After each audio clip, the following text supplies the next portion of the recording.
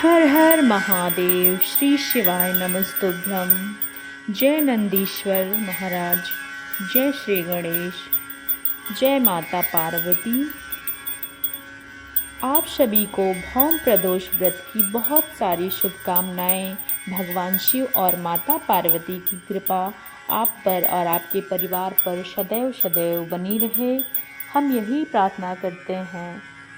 हमें आशा है आप लोग हमारी कथा का श्रवण बहुत ज़्यादा मन लगा के करते हैं। कल मोक्षदा एकादशी का पूर्ण श्रद्धा से आप लोगों ने कथा को श्रवण किया था और आज है भौम प्रदोष व्रत, यानी कि मंगलवार के दिन जो प्रदोष पड़ता है उसे हम भौम प्रदोष के नाम से भी जानते हैं। प्रदोष व्रत महादेव माता पार्वती का बहुत ही ज़्यादा प्रिय व्रत है। जो व्रती प्रदोष व्रत का पालन करते हैं उनके जीवन में भगवान माता पार्वती और भगवान शिव की असीम कृपा होती है। इससे पहले 2 दिन का सोम प्रदोष था और आज का जो दिन है वह मंगलवार के दिन पड़ा है, तो आज का दिन व्रत के लिए भौम प्रदोष कहा जाएगा। तो चलिए आज भौम प्रदोष व्रत के दिन भगवान शिव से जुड़ी हुई इस सुंदर पौराणिक कथा का श्रवण करते हैं। भौम प्रदोष व्रत कथा आरंभ करते हैं। शील सुत गोस्वामी ने कहा, त्रयोदशी तिथि में सायंकाल प्रदोष कहा जाता है। प्रदोष के समय में भगवान शिव अपने कैलाश पर्वत के रजत भवन में नृत्य करते हैं।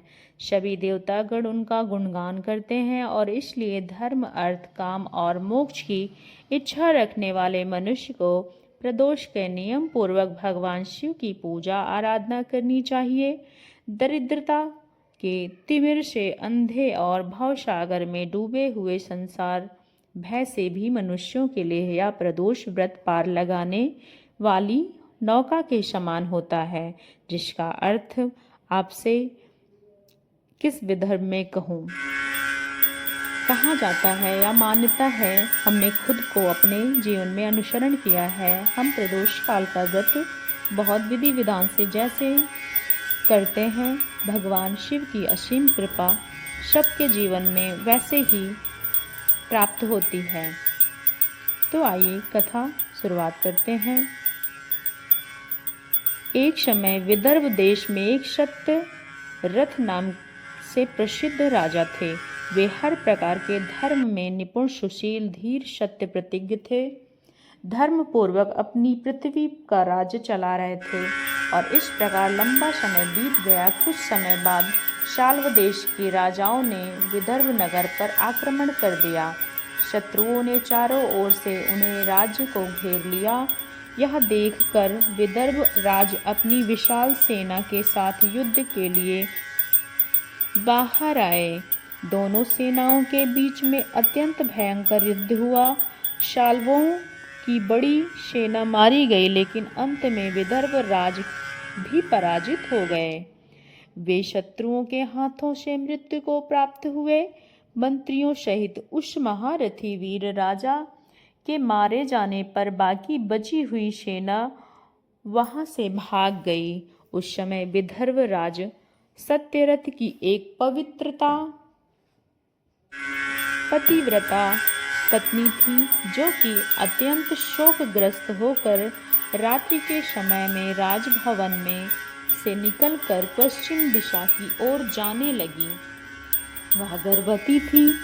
प्रातःकाल होते हुए धीरे धीरे मार्ग से चलती हुई उस साध्वी रानी ने बहुत दूर तक का रास्ता तय कर लिया।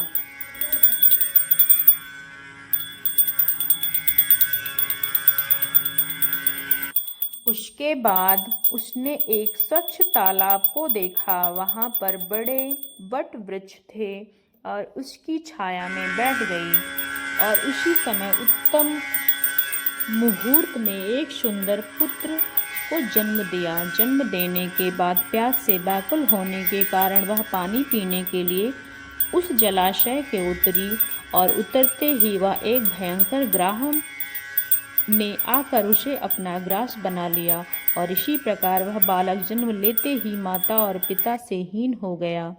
भूख और प्यास से वह रो रहा था और उसी समय भाग्यवश एक श्रेष्ठ ब्राह्मणी उस स्थान पर आ पहुंची। उसके पास अपना 1 वर्ष का बालक था जिसे उसने गोद में लिया हुआ था। वह ब्राह्मणी निर्धन और विधवा थी। वह घर घर भिक्षा मांगकर अपना जीवन चलाती थी। उसका नाम उमा था। उस ब्राह्मणी ने उस पड़े हुए बालक को देखा और इस प्रकार उसे अनाथ की तरह क्रंदन करते हुए देखकर वह सोचने लगी, अरे यह तो बड़े आश्चर्य की बात है। यह नवजात शिशु जिसकी नील भी अभी तक नहीं कटी है, अर्थात जिसकी नाड़ भी अभी तक नहीं कटी है, वो इस प्रकार यहाँ पड़ा हुआ है। इसकी माता ना जाने कहाँ चली गई है। इसका पिता नहीं दिख रहा है, ना ही कोई बंधु ना बांधव। यह दीन और अनाथ बालक बिना बिस्तर के भूमि में सोया हुआ है। ना जाने यह चांडाल का पुत्र है या शूद्र का, वैश्य का या ब्राह्मण का या फिर क्षत्रिय का। इस प्रकार वह अपने मन में विचार कर इस शिशु को उठाकर अपने सगे पुत्र की तरह पाल सकती हूँ, लेकिन मुझे नहीं पता कि यह किस कुल का है और न जानने के कारण इसे छूने का साहस भी नहीं हो रहा है। इस प्रकार वह पतिव्रता ब्राह्मणी जब सोच ही रही थी, उसी समय उसको सन्यासी महात्मा वहां पर आ गए। ऐसा लग रहा था कि मानो साक्षात भगवान शिव आ गए हों। उस ब्राह्मणी ने कहा, हे ब्राह्मणी, खेद मत करो, हृदय की संशय वृत्ति को छोड़ दो और इस बालक की रक्षा करो। इससे तुम्हें शीघ्र ही परम कल्याण की प्राप्ति होगी। इतना कहकर वह भिक्षुक तुरंत वहां से चले गए। उनके जाने के बाद ब्राह्मणी ने उनकी बातों का विश्वास किया और उस बालक को लेकर अपने घर को चली गई। उस राजकुमार की ब्राह्मणी ने अपने पुत्र की तरह पालन पोषण किया। एक चक्रा नामक नगर में उस ब्राह्मणी का घर था। वहां भिक्षा और अन्न से ही अपने दोनों पुत्रों को पालने लगी, एक उसका खुद का पुत्र और दूसरा राजकुमार। सभी ब्राह्मणों ने ब्राह्मणी के तथा राजा के भी पुत्र का संस्कार आदि किए। दोनों सर्वत्र सम्मानित होकर दिन ब दिन बढ़ने लगे। समय आने पर उनका उपनयन संस्कार हुआ। दोनों माता के साथ प्रतिदिन भिक्षा के लिए जाते। एक दिन वह ब्राह्मणी उन दोनों बालकों के साथ भिक्षा मांगती हुई देवयोग से एक मंदिर में गई, जहाँ पर बड़े बड़े ऋषि मुनि ने उन्हें दोनों बालक को देखकर वहां उपस्थित परम बुद्धिमान ऋषि शांडल्य ने कहा, अहो देवी का बल बड़ा विचित्र है। कर्म का उल्लंघन करना किसी बालक की माता की शरण लेकर भिक्षा से जीवन निर्वाह कर रहा है। तो ऋषि शांडिल्य ने ऐसे वचन सुनकर उस ब्राह्मण से कहा, हे ब्राह्मण, एक सन्यासी के कहने से मैं इसको अपने घर में ले आई थी। यद्यपि अभी तक मुझे इसका कुल का पता नहीं है, तथापि मैं पुत्र की भांति इसका पालन पोषण कर रही हूँ। कृपया आप ज्ञान के नेत्रों से देखकर मुझे बताइए कि आखिर यह बालक किस कुल में उत्पन्न हुआ है, इसके माता पिता कौन हैं। यह सुनकर मुनि ने कहा, यह विदर्भ देश के राजा का पुत्र है। और इसके बाद मुनि ने उस बालक के पिता को युद्ध में मारे जाने का और उसकी माता के ग्रह द्वारा ग्रस्त होने का सार समाचार कहकर सुनाया। यह सुनकर ब्राह्मणी को और भी आश्चर्य हुआ, इसलिए फिर उसने प्रश्न किया, हे महामुनि, हे राजा, संपूर्ण भोगों को छोड़कर युद्ध में क्यों मर गए और इस बालक को ऐसी दरिद्रता कैसी मिली? अब इस दरिद्रता को नष्ट करने के लिए और अपने पुनः राज्य को वह कैसे प्राप्त करेगा? मेरा यह पुत्र भी भिक्ष अन्न से जीवन निर्वाह करता है। अतः इसकी भी दरिद्रता के निवारण का कोई उपाय बताइए। यह सुनकर ऋषि शांडिल्य ने कहा, इस राजकुमार के पिता विदर्भ राज पूर्व जन्म के पांड्य देश के राजा थे। वे सभी धर्मों के ज्ञाता थे। एक दिन प्रदोष काल में राजा भगवान शंकर की पूजन कर रहे थे। वही बड़ी भक्ति क्षेत्रलोकीनाथ महादेव जी की आराधना में संलग्न थे और उसी समय नगर के चारों ओर कोलाहल मच गया। उस उत्कृष्ट शब्दों को सुनकर राजा ने बीच में ही भगवान शंकर की पूजा छोड़ दी और नगर में शोभ फैलने की आशंका से राजभवन में तुरंत बाहर आ गए और उसी समय राजा का महाबली मंत्री शत्रु को पकड़कर उनके पास ले आया और वह शत्रु पांड्य राजे का ही सामंत था। उसने देखकर राजा को क्रोध पूर्वक उसका मस्तक कटवा दिया। शिव पूजा को छोड़कर नियम को समाप्त किए बिना ही राजा ने रात्रि को भोजन कर लिया और उसी प्रकार राजकुमार ने भी प्रदोष काल में शिव जी की पूजा किए बिना ही भोजन करके सो गया। वह राजा दूसरे जन्म में विदर्भ हुआ और शिव जी की पूजा में विघ्न होने के कारण शत्रुओं ने उनको सुख भोग के बीच में ही मार डाला। पूर्व जन्म में जो उसका पुत्र था वही इस जन्म में भी हुआ। शिव जी की पूजा का उल्लंघन करने के कारण उसे यह दरिद्रता मिली। इसकी माता ने पूर्व जन्म में छल से अपनी सौत को मार डाला था। उस महान पाप के कारण वह इस जन्म में ग्रह के द्वारा मारी गई। हे ब्राह्मणी, अब मैं तुम्हें सत्य वचन कह रहा हूँ, परलोक में हित की बात कहता हूँ। इस भयंकर आसार संसार को प्राप्त हुए जीव के लिए ईश्वर के चरण बिंदों की सेवा ही सार वस्तु है। जो मनुष्य प्रदोष काल में अन्य निर्चित्त होकर परमेश्वर के चरण बिंदों की पूजा करता है वे इसी संसार में सदा बढ़ने वाले धन धान्य स्त्री पुत्र सौभाग्य और संपत्ति के द्वारा सबसे बढ़कर होते हैं। यह तुम्हारा पुत्र पूर्व जन्म में उत्तम ब्राह्मण था। इसने सारी आयु दान लेने में बिताई, यज्ञ आदि सत्कर्म नहीं किए, इसलिए इसे दरिद्रता प्राप्त हुई है। इस दोष का निवारण करने के लिए अब यह भगवान शंकर की शरण में जाए। मुनि के इस प्रकार कहने पर साध्वी ब्राह्मणी ने ऋषि शांडिल्य को प्रणाम करके शिव पूजन की ओर प्रदोष व्रत पूजन की संपूर्ण विधि के विषय में पूछा। तब ऋषि ने विस्तार पूर्वक उसे व्रत विधि को कहा सुनाया। ऋषि शांडिल्य के इस व्रत विधि को सुनकर मुनि के चरणों को प्रणाम करके ब्राह्मणी कहने लगी, भगवान, आज मैं आपके दर्शन मात्र से कृतार्थ हो गई हूँ। यह दोनों बालक आज से आपकी शरण में हैं। यह मेरा पुत्र है और इसका नाम सुचिव्रत है और यह राजकुमार है जिसका नाम मैंने धर्मगुप्त रख दिया है। यह आपकी शरण में आई हूँ। ब्राह्मणी को अमृत के समान मधुर वचनों द्वारा आश्वासन देकर मुनि ने उसके दोनों बालकों को भगवान शंकर के आराधन की मंत्र विद्या का उपदेश दिया। उसके बाद दोनों बालक ब्राह्मणी मुनि की आज्ञा लेकर वहां चले गए।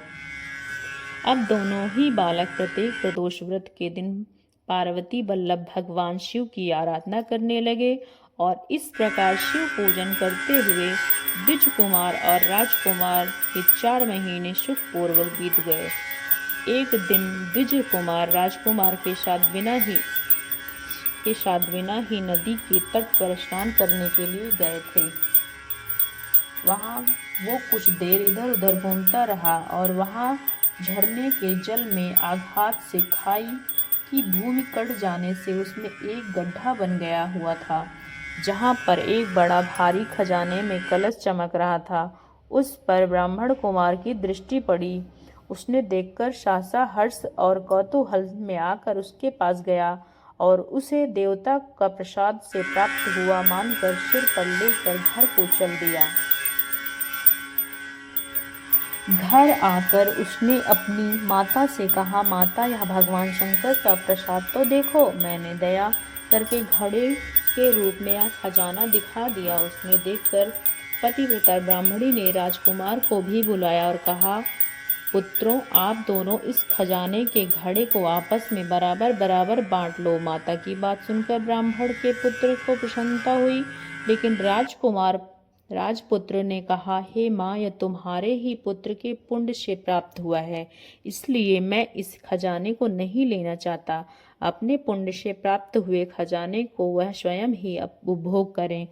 जिस भगवान शंकर ने उसको यह खजाना दिया है, वह मुझ पर भी कृपा करेंगे। इस प्रकार कहकर भगवान शंकर की पूजा करते हुए दोनों राजकुमारों का उसी घर में 1 वर्ष बीत गया। एक दिन राजकुमार उस ब्राह्मण कुमार के साथ वसंत ऋतु में वन में भ्रमण करने के लिए गया। कुछ देर दूर जाने पर उन्होंने सैकड़ों गंधर्व कन्याओं को परस्पर क्रीड़ा करते हुए देखा। उन्होंने देखकर ब्राह्मण कुमार ने दूर से ही राजकुमार से कहा, यहाँ से आगे जाना उचित नहीं है, चलो वापस लौट चलते हैं। लेकिन राजकुमार अकेला ही है। निर्भय होकर वह स्त्रियों के पास गया। उन गंधर्व कन्याओं में से एक ने राजकुमार को आते देखकर मन ही मन विचार किया और फिर अपनी सखियों से कहा, हे सखियों, ये थोड़ी दूर पर एक उत्तम वन है, वहां जाकर तुम सब लोग फूल तोड़ो, तब तक मैं यहीं पर बैठी हूँ। तुम फूलों का संग्रह करके फिर वापस लौट आना। उनसे इस प्रकार आदेश देकर सखियां वन के अंदर चली गईं और वह गंधर्व कन्या राजकुमार पर दृष्टि लगाए हुए वहीं बैठी खड़ी रही। वह राजकुमार उस कन्या को आकर्षित हो रहा था। गंधर्व कन्या ने अपने पास आए हुए राजकुमार को बैठने के लिए कोमल पल्लवों को आसन दिया और फिर पूछा, हे कमल नयन, आप कौन हैं? किस देश से आए हैं? किसके पुत्र हैं? राजकुमार ने उसने कहा, मैं विदर्भ राज का पुत्र हूँ। मेरे पिता बचपन में ही मर गए हैं। शत्रुओं ने मेरे राज का अधिकार जमा लिया और दूसरे राज को गुजरा करता हूँ। यह सुनकर राजकुमार के उस गंधर्व कन्या से पूछा, हे सुंदरी, आप कौन हैं? यहाँ किस कार्य से आई हैं और आप किसकी पुत्री हैं? गंधर्व, मैं एक द्रविक नामक गंधर्व है जो समस्त गंधर्व कुल के मुखिया हैं। मैं उन्हीं की पुत्री हूँ। मेरा नाम अंशुमति है। जिस प्रकार आप मन मुझ पर आसक्त हुआ, उसी प्रकार देव ने मेरे मन को भी आपके लिए उत्कंठा भरी है। इतना कहकर गंधर्व कुमारी ने शीघ्र ही अपने गले से मोती का हार निकालकर प्रेम पूर्वक राजकुमार को भेंट दिया। उसको देखकर राजकुमार ने कहा, हे देवी, मैं राज्यहीन हूँ, मैं निर्धन हूँ। तुम मेरी प्रिया कैसे बनना चाहती हो? अपने पिता की आज्ञा का उल्लंघन करके अपनी इच्छा के अनुसार आचरण मत करो। यह सुनकर गंधर्व कन्या ने कहा, प्रियतम, आपका कहना ठीक है। मैं पिता की आज्ञा के विरुद्ध कुछ भी नहीं करूँगी। आप इस समय अपने घर जाइए। परसों प्रातः काल यही पर दर्शन दीजिएगा। इसके बाद कुछ हमारा कार्य है। इतना कहकर वह गंधर्व कन्या अपने सखियों के साथ आ जाने से वहां चली गई। राजकुमार भी ब्राह्मण कुमार के साथ घर लौट आया। घर आकर उसने ब्राह्मणी को सारे समाचार सुनाए।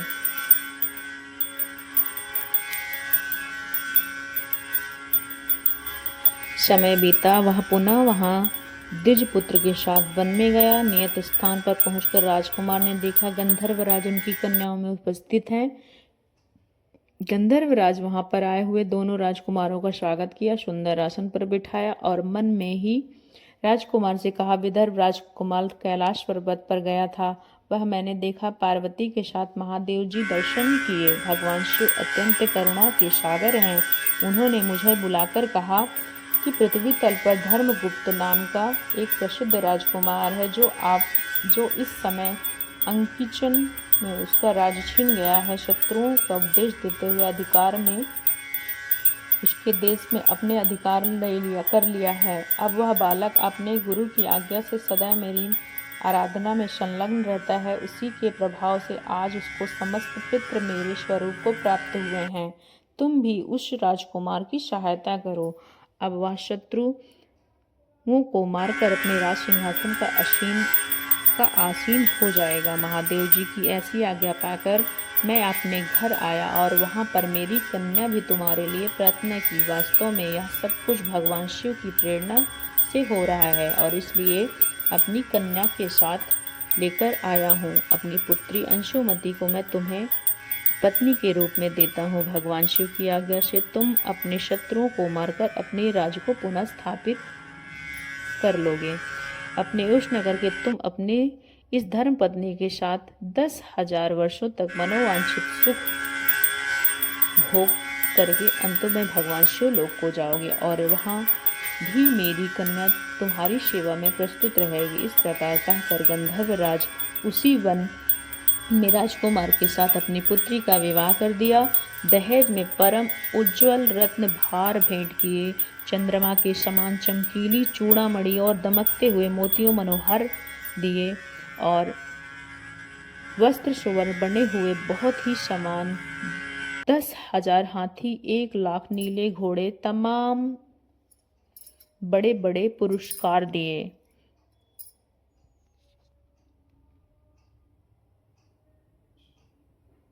राजकुमार की सहायता के लिए उन्होंने अत्यंत उग्र गंधर्वों को चतुर्गुणी सेना की भेंट दी। इस प्रकार परम उत्तम संपत्ति पाकर राजकुमार अपनी मनोवांछित पत्नी के साथ बहुत प्रसन्न हुआ। पुत्री का विवाह करवाकर गंधर्वराज स्वर्गलोक को चले गए। धर्मगुप्त विवाह के बाद गंधर्वों की सेना के साथ अपने नगर को गया। वहां उन्होंने शत्रुओं को परास्त करके अपना राजपाट वापस पा लिया और भगवान शिव की माता पार्वती की पूजन में मनोवांछित कामना को प्राप्त करते हुए कथा का समापन करते हुए सूत गोस्वामी जी ने कहा, जो प्रदोष व्रत का परम अद्भुत पुण्यमय महात्मन को यह व्रत को कहता है, भगवान एकाग्रजित होकर सुनता है, यह फिर पढ़ता है, उससे 100 जन्मों तक कभी भी दरिद्रता नहीं देखनी पड़ती और अंत में वह ज्ञान के ऐश्वर्य से युक्त होकर भगवान शंकर को परम धाम को जाता है। और यही थी हमारी आज की भौम प्रदोष की व्रत कथा। माता रानी, माता पार्वती और भगवान शिव की कृपा आपके जीवन में सदैव सदैव बनी रहे। जय माता पार्वती, जय श्री गणेश। हर हर महादेव। श्री शिवाय नमः।